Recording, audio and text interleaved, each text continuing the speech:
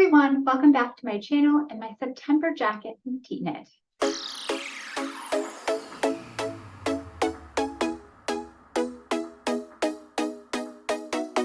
So this is my September jacket from PetiteKnit.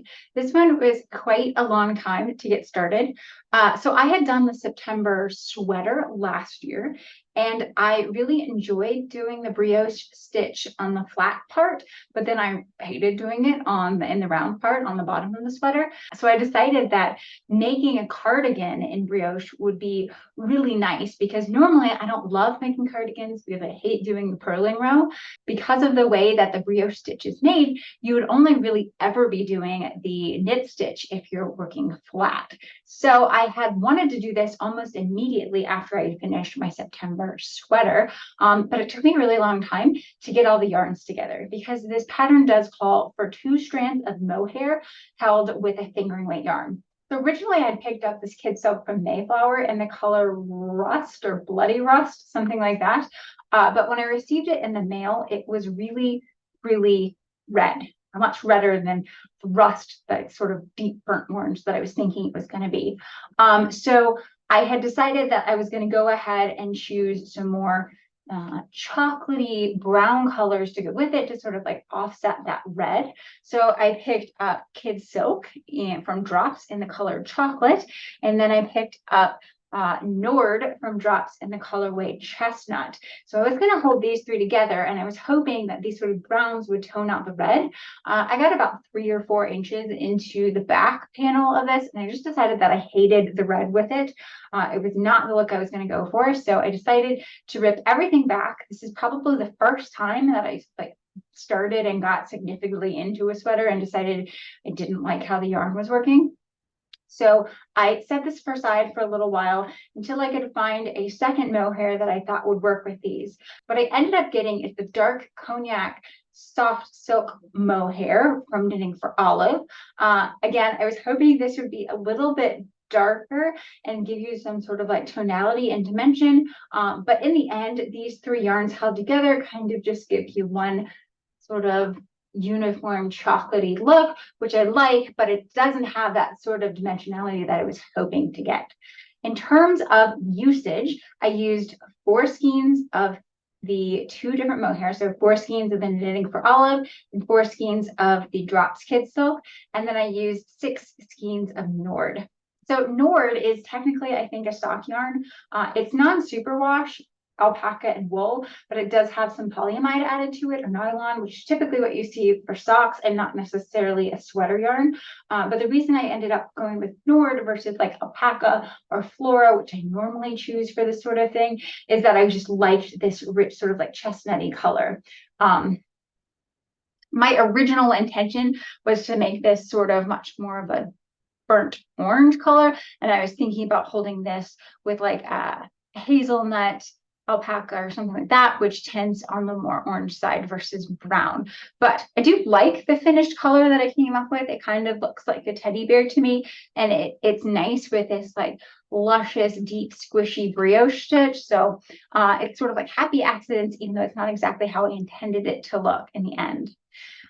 So this sweater, the button band on it, you're not supposed to do any buttonholes or things like that. You're supposed to put like decorative buttons on the outside and then some like magnetic buttons sewn into the inside. I do have my magnetic snaps in this sort of like antique bronze colorway, but I just haven't gotten around to sewing them in because, quite frankly, I've been wearing this a lot as an open cardigan. I don't know that it's necessarily something I'd want to have buttoned all the way up. It might be nice to add them just so I have the option, but it's not how I've been wearing it, or I don't think I would wear it frequently buttoned up. When I was making this, it seemed quite small. Brioche does stretch a lot, and I was aware of that.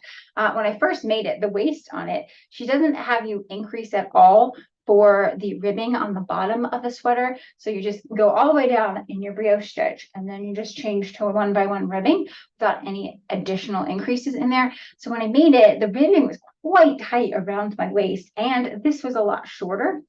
So it looked like a more like 50s style cropped cardigan when I finished it originally. But with the blocking, it sort of ballooned out a lot on here. I've got a lot of excess thing, but it is still a little tight just around the bottom. So I don't know that like I could get it to close on my hips, but it's stretching it quite significantly. So that would be one thing to keep on track of.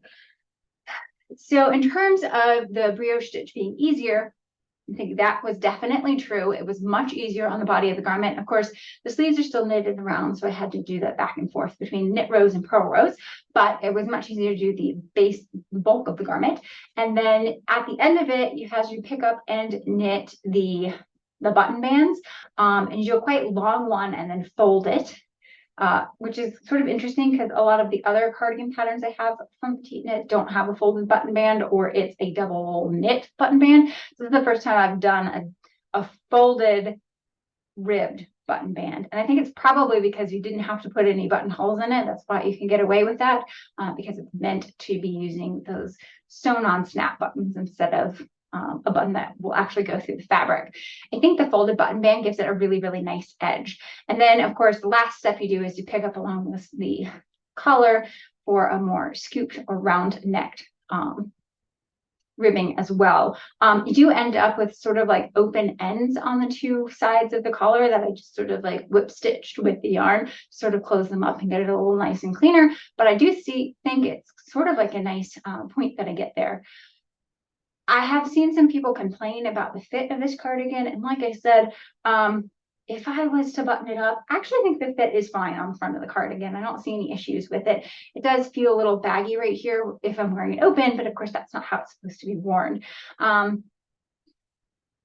Because it has two strands of mohair, it is really nice and fluffy and soft.